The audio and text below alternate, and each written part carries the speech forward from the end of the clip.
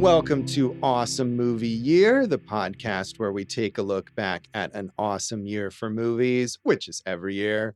My name is Josh Bell, film critic and writer, and I'm joined by my co-host. I'm Jason Harris, filmmaker, comedian, guy doing it. Epilogue episode. Jason's already been broken here. Gonna have a lot to say as we go on. So, as always, we close out our season with an epilogue episode. We've been talking about the films of 1975, and we look back at what we covered and what we didn't, other notable films from this year, things from our various categories, and suggestions from you, our wonderful, loyal listeners. So hopefully Jason will have something to say here. I mean, I feel like this is, as far as like overall quality, maybe, like I said, the best year in movie history and maybe the best year for awesome movie year that we've covered. What do you think? Yeah, I mean, I think for whatever reason, we ended up maybe more than in other seasons talking about so many like iconic classic films this season. You know, we had a mix and we definitely talked about some obscure stuff, but I feel like we hit on like, you know, maybe half the season was just like really well-known classics and most of which I think, or maybe even all of which held up really well and were really worth watching. So I don't know about best ever, but it certainly was, let's say, an awesome movie year.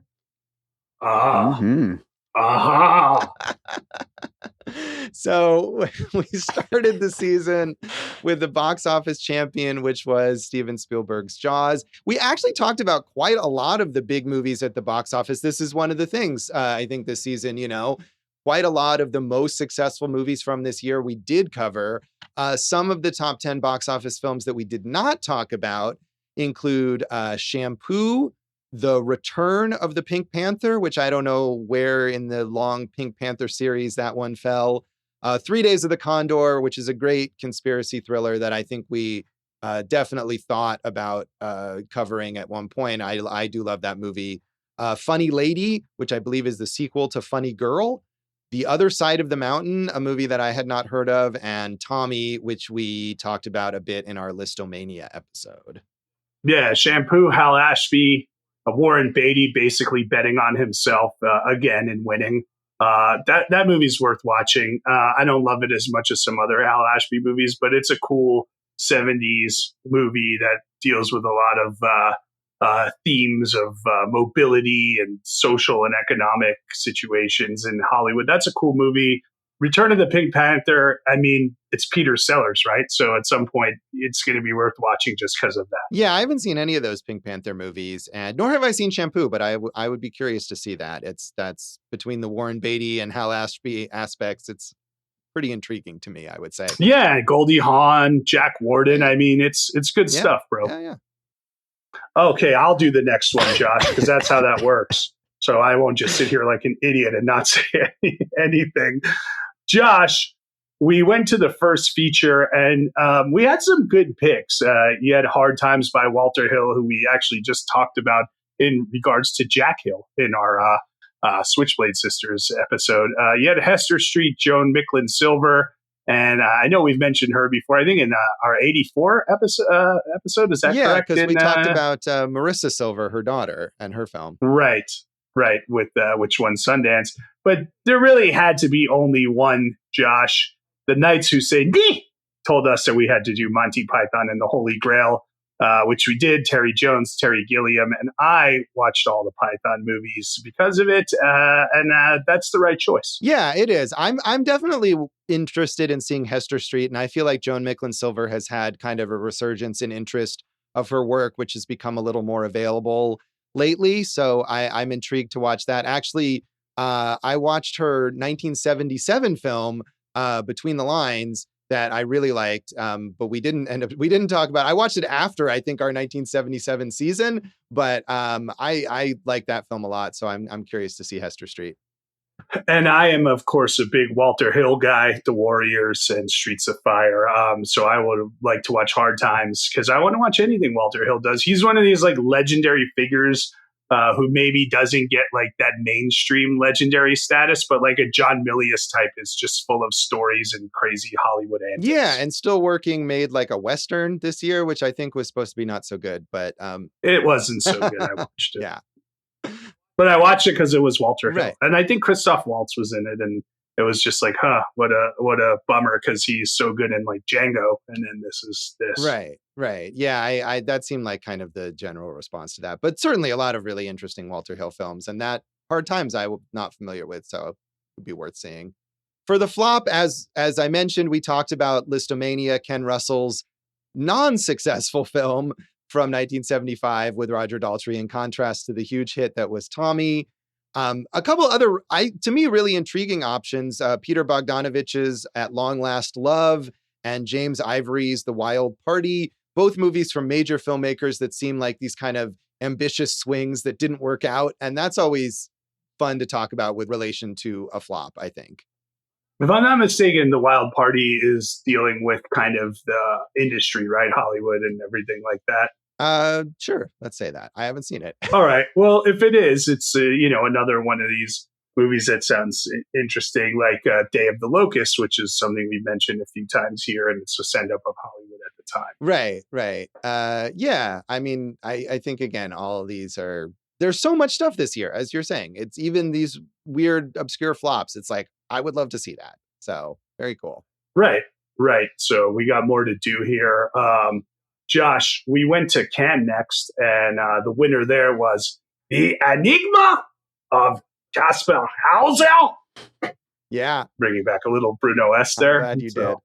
Sometimes I pause in my sentences, which of course Werner Herzog with, and we all like that movie, Josh.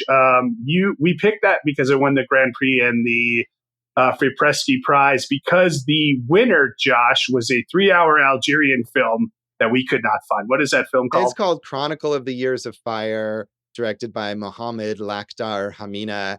And yeah, I think that would have been maybe a little too obscure for us. But the truth is, even if we wanted to cover it, it's not streaming. It's not on DVD. I'm not really sure how we would have been able to watch it. I mean, anytime we can watch Bruno S is a win for us. Yes. Other movies, Josh, you mentioned Tommy. That was in Cannes this year. Alice Doesn't Live Here Anymore, a great, I think, underrated Scorsese movie. What do you think? Yeah, I haven't seen it in a while. I think we might have watched it together in our little film club with Tony Macklin that we mention often, but it's a while ago. So I have to revisit it to say. So a few others, Lenny, which, as you know, the Bob Fosse film for all our listeners, I'm a big fan of and made Josh watch, and he liked it too. Yeah, that's a good one.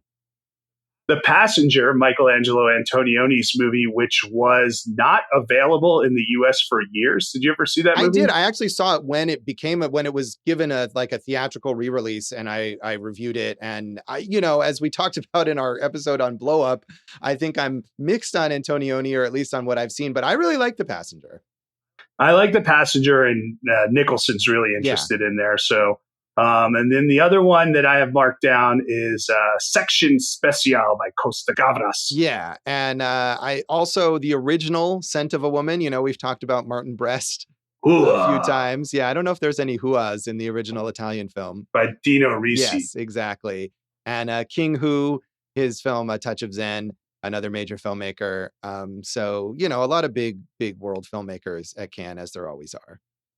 Yay! So our documentary pick was one of these where it was like, there was really no other choice. It was Grey Gardens, which is one of the greatest and most famous documentaries of all time. And really also, there weren't a whole lot of other notable documentaries this year. The only one that I had suggested was an Agnes Varda film called Daguerreotypes. And I do love Agnes Varda. But other than that, I feel like it was a lock on that category. Yeah, Agnes Varda, major filmmaker, totally worth covering, obviously. But I just love Grey Gardens, as you know. And it holds up for me, man. The Big and Little Edie are fascinating and captivating, and I would watch more of them. And there's more of them to watch because, as we said, there's like 7 other movies about them now. Yeah, I kind of had enough of Big and Little Edie, but it was certainly worth watching Grey Gardens, and earns its place in the documentary canon. Josh, I don't believe you said that. I'm going to go tell the marble fawn all about this. Man, you got a little Edie impression. You got a Bruno S impression. Just for that reason alone, this is the greatest year in the history of cinema, right? All the impressions. Yeah, it's you really had to dig deep. These are obscure. Yes, but worth it. So my pick was The Stepford Wives, which is, to me, a movie that really is underrated and held up really well. And I'm glad that I picked it. My other big option for that was Robert Altman's Nashville, which I know Jason was pushing me toward, and maybe we'll actually get to talk about anyway. And one other thing I think that I considered was David Cronenberg's film Shivers. We have talked about Cronenberg before when we did our episode on Crash. And I love Cronenberg. I feel like there's been multiple years where I've thought, oh, maybe I'll pick a David Cronenberg movie and have held off, but I'm sure we'll get to talk about him again eventually. I think so. And I had never seen Nashville. That's why I was pushing you towards it. But I think we're going to do a bonus on that because we got a plan to do bonus on the films that were nominated for Best Picture but didn't win. So we could cover all the Best Picture nominees. And part of the reason we're doing that is because the audience feedback was so electric wanting us to cover these films, Josh. It was. So, yes, we will have a bonus episode on Nashville. And obviously, I love Nashville, so I'm happy to revisit it for that. Josh, did you love Jean Dielman, the #1 rated film of all time, according to Sight and Sound? Those mucks over there. I did not love it, but I loved our discussion of it. And I'm glad that I got to see it. And again, it was like when that's the #1 film, the greatest film of all time, like we have to talk. We had to, and I'm glad we did. Looking back, it did feel like quite an effort to watch it. Yeah, it was. I don't know any of these other foreign films that we had listed. Why don't you take some of them? Yeah, I mean, again, it was like John Dielman was the obvious choice, but, you know, some other notable ones. The Story of Adele H., which is a Francois Truffaut film. Of course, we talked about Truffaut's film, The Last Metro, in our 1980 season, I think it was. Yes. Dersu Uzala, which is an Akira Kurosawa film. And I feel like we've had multiple instances now where we've almost talked about Kurosawa and we haven't. So that's someone I'm sure we have to get to eventually.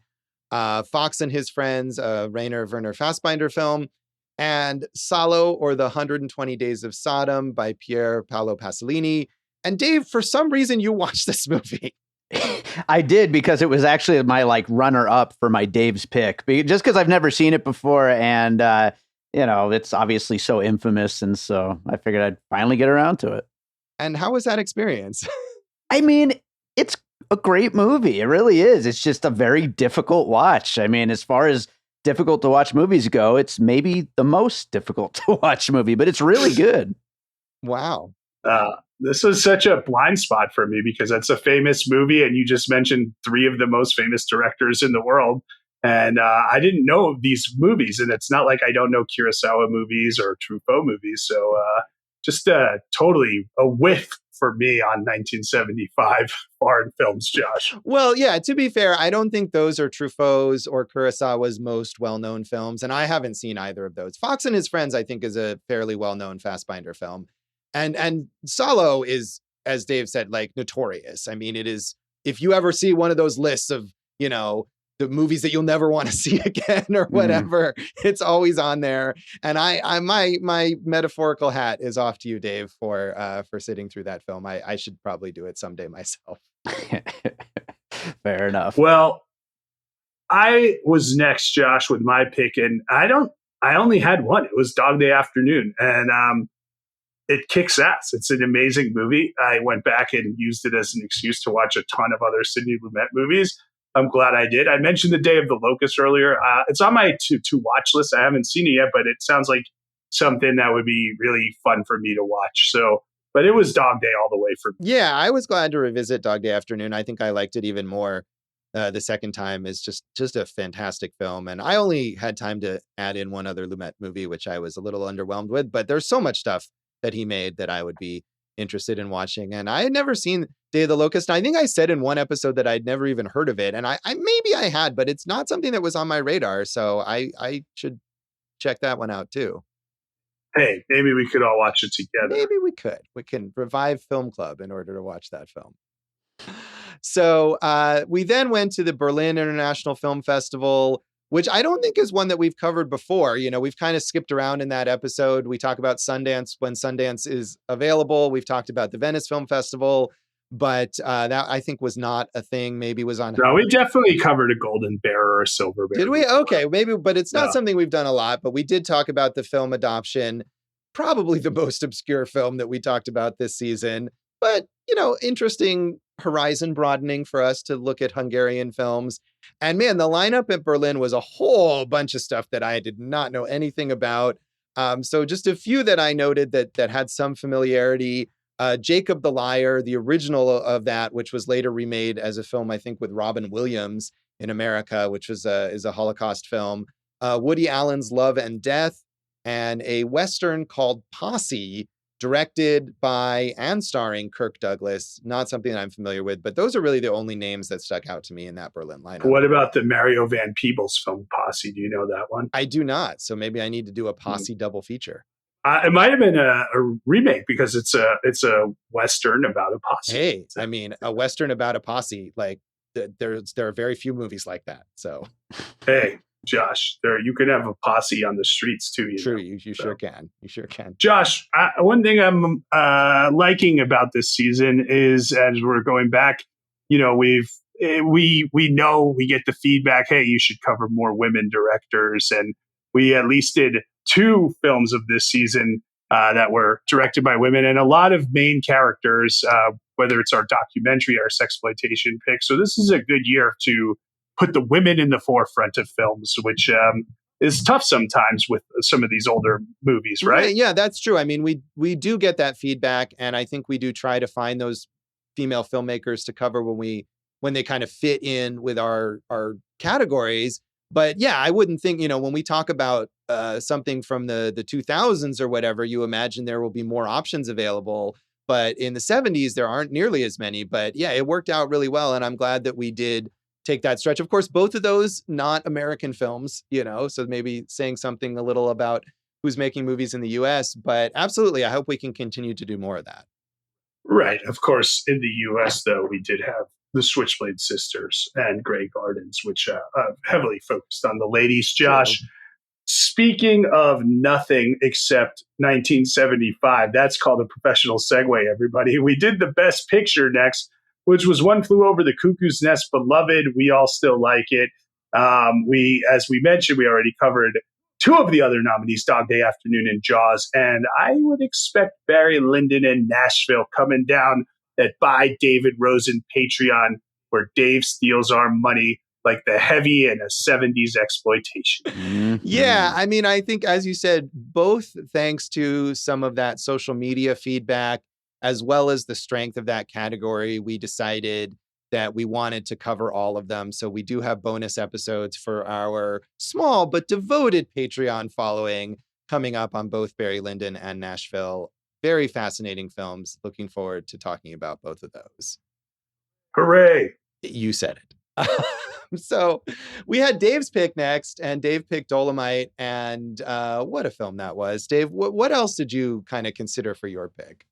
Well, like I said, Salo was my second pick. Other ones that I was thinking about, though, you already mentioned The Return of the Pink Panther and Tommy. Those were 2 that I was considering. The other one, which I don't know much about other than that it's supposed to be insane, and I will get around to watching it sometime soon, A Boy and His Dog, which, I don't even know what it's really about. I just know that it's supposed to be nuts.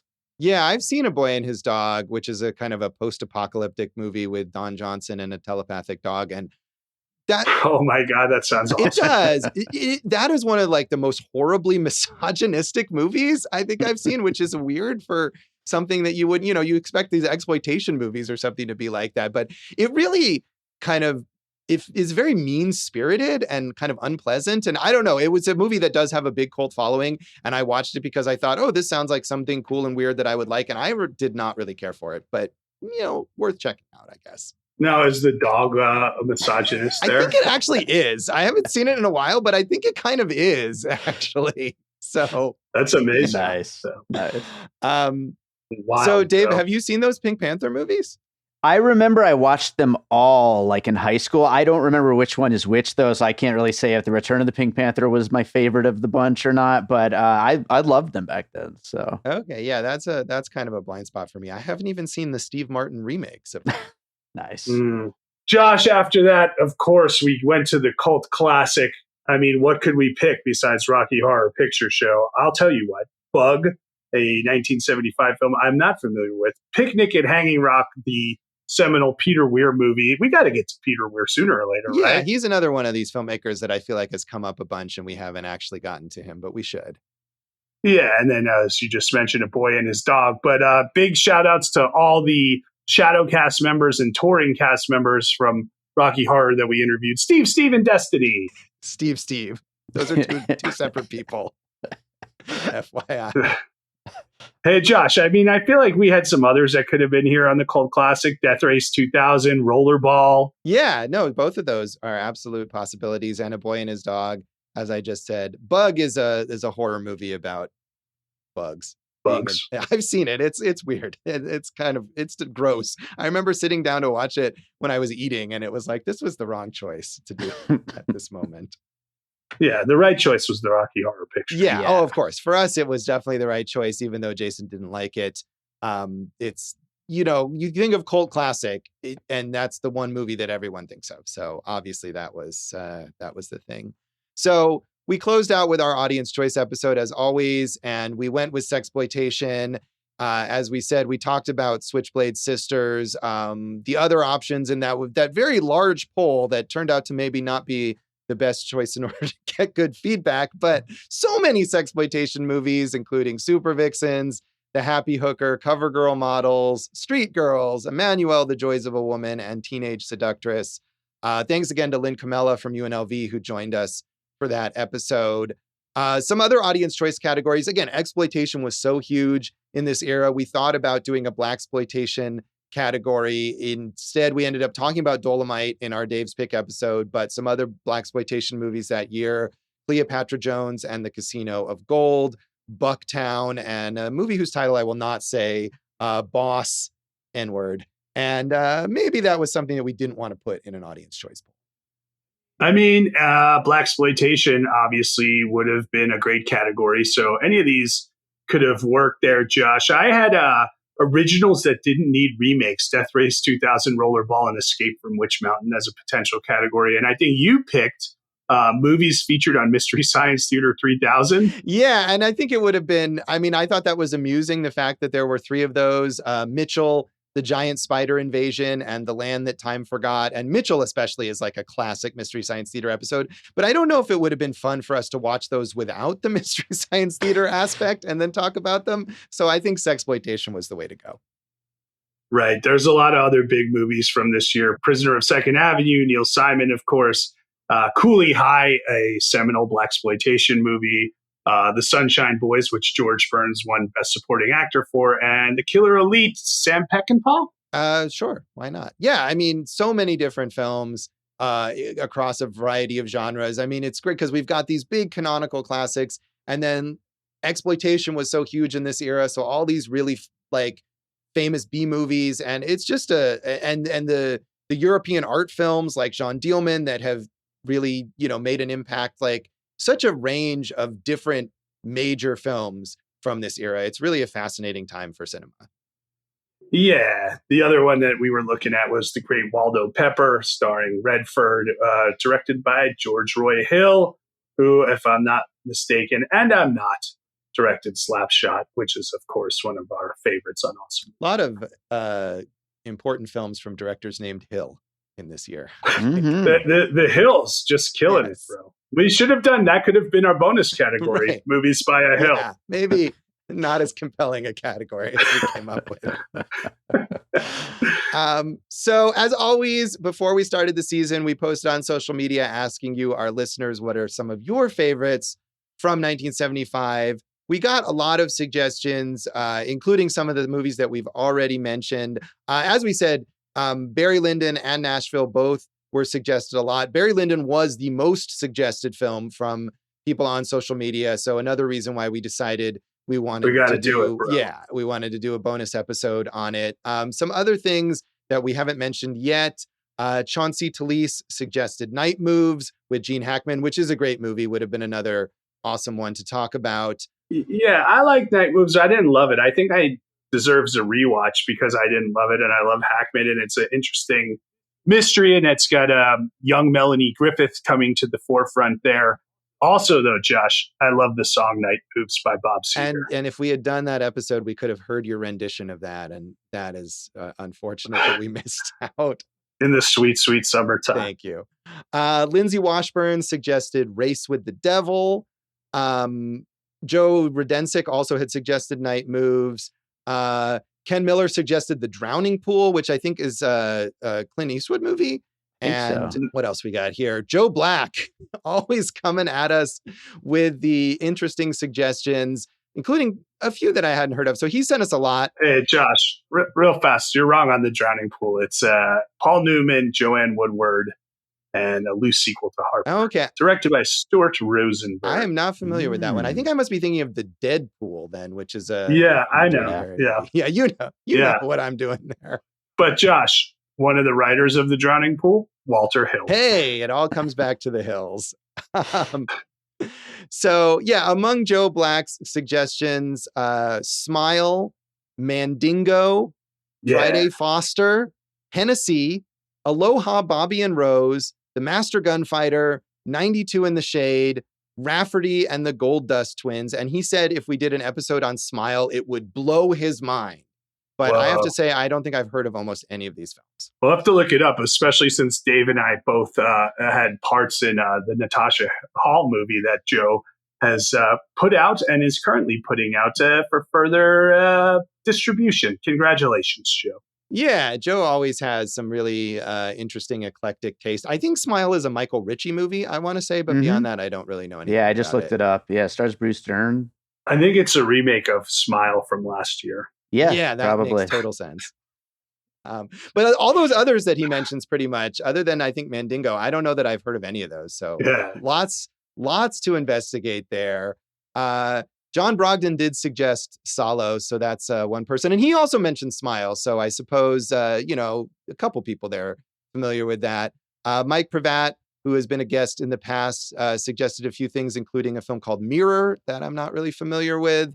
And Ryan Olbrich, he suggested a movie called The Amorous Milkman. That could have been in our sexploitation, I believe. It could have. Probably. So, shout out to Ryan, whose wife, Lynn Camella, was our guest on this exploitation episode. I don't know if Ryan and Lynn are at home watching The Amorous Milkman. I mean, if I was a milkman, I think I'd be quite amorous. I think you would. So thanks again to everyone for their suggestions. A lot of other people sent a lot of others that, that we kind of mentioned already, but we always appreciate the feedback on our social media and in the Popcorn and Puzzle Pieces group. So any final thoughts on 1975, Jason?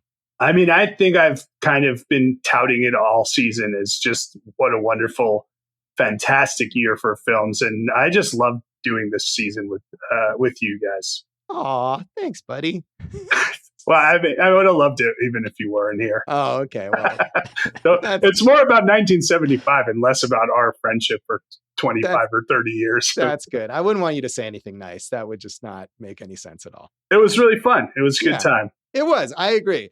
It was a lot of fun. I was glad. This is such a fruitful decade. I hope we get back to the 70s again. I'm sure that we will. But before we do, Jason, what are we talking about in our next season? I mean, you just heard me saying like, oh, this year, 1975, so amazing.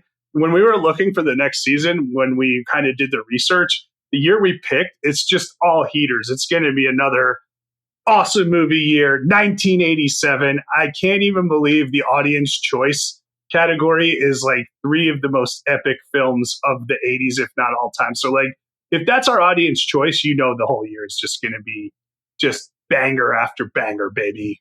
Yeah, there's a lot of good stuff coming up in that season. Personally, I think there should be like a dozen bonus episodes on this coming season. Yeah, I like that. Really blow up the Patreon. So again, if you're a subscriber to the Patreon, you can check out our bonus episodes on Barry Lyndon and Nashville coming up. So please check out By David Rosen on Patreon for that stuff. well as bonus material from Piecing It Together and from Dave's music career.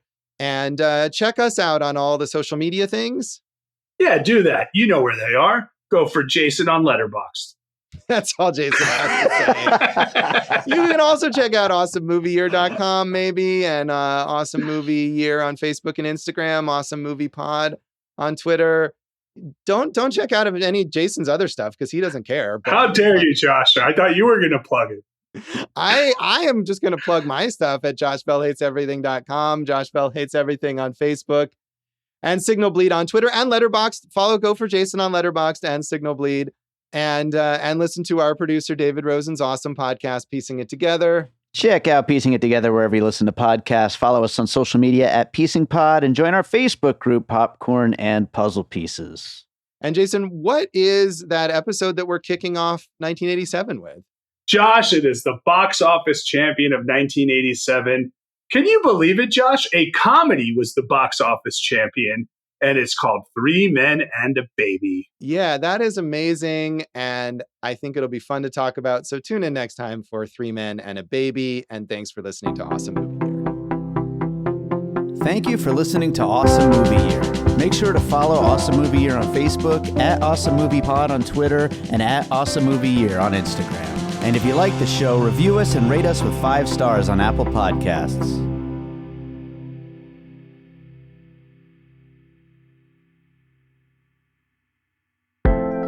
An All Points West production, produced by David Rosen in Las Vegas.